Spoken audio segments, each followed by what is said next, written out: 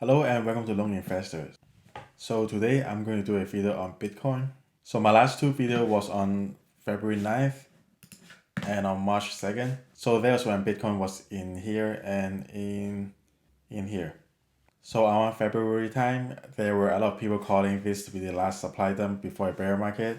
There were people who are comparing the pattern between the 2018 bear market to what we had in February. But then back then, I gave up my conviction based on the macro environment, on-chain data, and also technical analysis.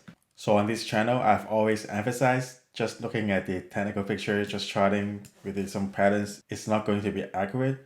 You have to look at the macro environment and the on-chain data in order to make the best possible guess. So recently, we have broken out of the consolidation range. And let's look at the macro, on-chain, and technical and see where I think Bitcoin will be heading in the next couple of months. So first on macro. So since the second half of 2021, Bitcoin movement has been moving very closely to Nasdaq or in tech.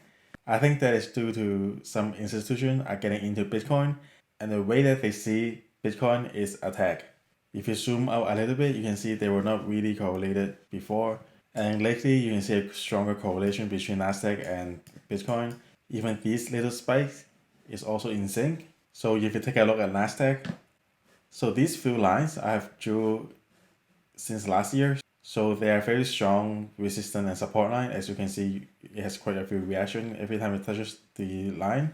And same as Bitcoin, recently the Nasdaq has broken out of the downtrend.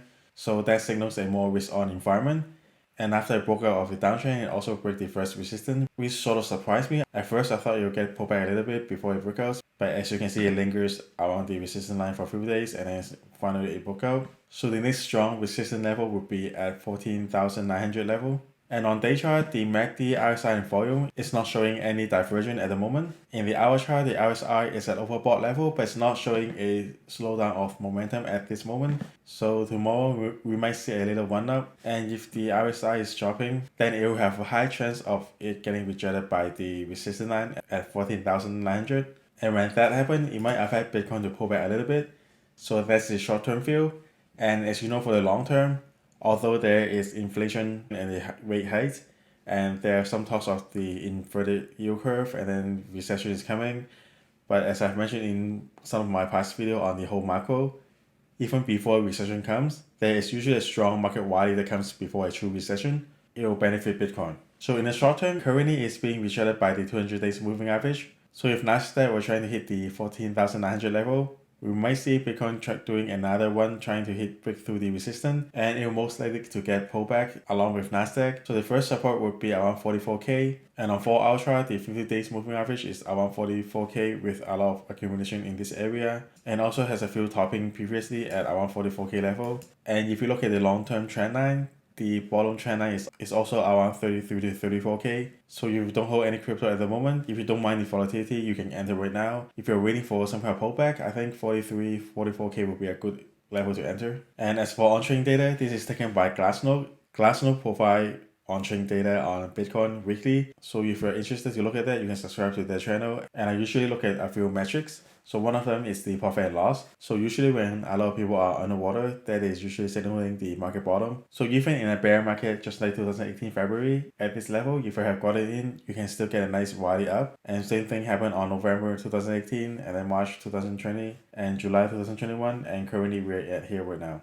So although the loss is not as much as before, I think it's most likely due to people having more conviction on Bitcoin lately. And the next one I usually look at is the hodler ratio. So this is the ratio between people who have held Bitcoin for a week versus people who have been holding Bitcoin for a year. So you can see this as a short-term traders over long-term traders. So usually I believe the long-term holders are the smart monies. So they are the people who have patience. They wait to buy in the dip and then they wait until it gets higher to sell. And short-term traders is what I call the dumb money. So they will set stop losses, let's say 5% stop loss, and then they will set 20% profit and etc. So usually when something goes up, people will be foaming in and they will create a lot of short-term traders. So you can see in the past, as prices are heading up, these short-term traders will be coming in.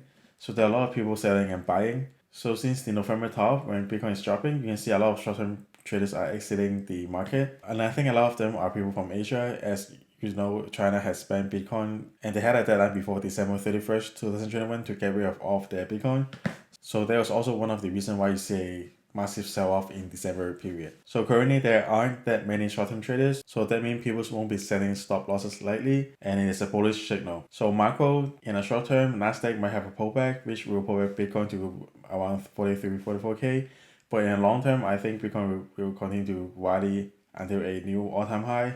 And both of the on-chain data looks bullish at the moment. And as for technical picture, the 50 days and 20 days moving average were crossing a few times, and we did get another golden cross. And as I mentioned before this, the last time we had a golden cross was back in October, and the previous time that we had a golden cross was back in July. So you can see how nicely the golden cross and the death cross play out in the 4 hours chart. So when it cross, it has a nice body coming after. And when the death cross happen, you have some kind of a correction. And we have a death cross in November.